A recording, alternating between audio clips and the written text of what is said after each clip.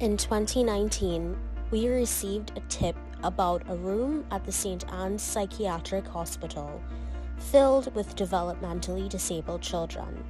Children with cerebral palsy, Down syndrome, and other disabilities who were abandoned by their parents and whose parents have passed away, placed in the care of the hospital by the state.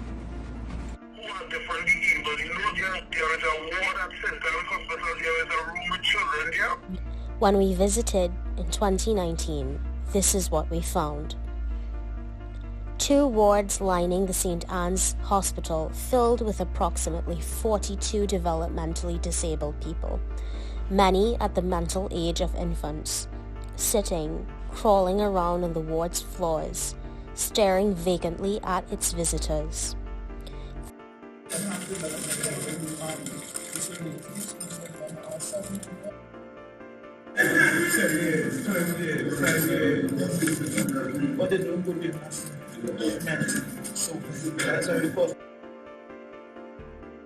Nurses Association President Edie Stewart says the wards were first intended to house patients with mental health issues who could not care for themselves.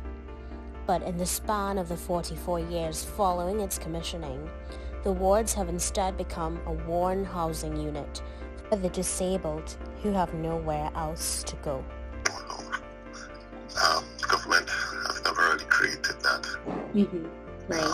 type of environment. So when you really think about it, these children would have been left out of a number of activities that normal children would be part of. Schooling, they would no form of schooling whatsoever. The housing of persons with disabilities who cannot care for themselves has never been legislated in Trinidad and Tobago. The laws of the country have attempted to cover discrimination, equal opportunity, and immigration aspects of protection.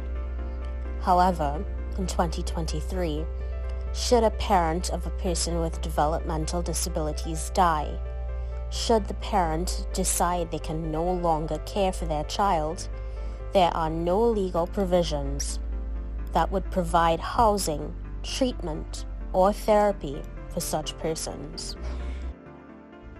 In 2020, the Express contacted then Attorney General Faris Al-Rawi to ask about the disability legislation in Trinidad and Tobago. In fact, I have been working with a number of agencies on disability laws in general. It's each year I sort of take a topic that is outside of the calendar and pursue child marriage, decriminalization, whatever it might be, right? So I am working on a particular draft of legislation right now. All subsequent attempts to retain an answer on the progress of this drafting from Al-Rawi and from current Attorney General Reginald Armour were unsuccessful. As it stands, persons with developmental disabilities and disabilities at large remain unprotected. No, absolutely I worry day in, day out, and there is nothing put in place for these children like this. Like if their parents die,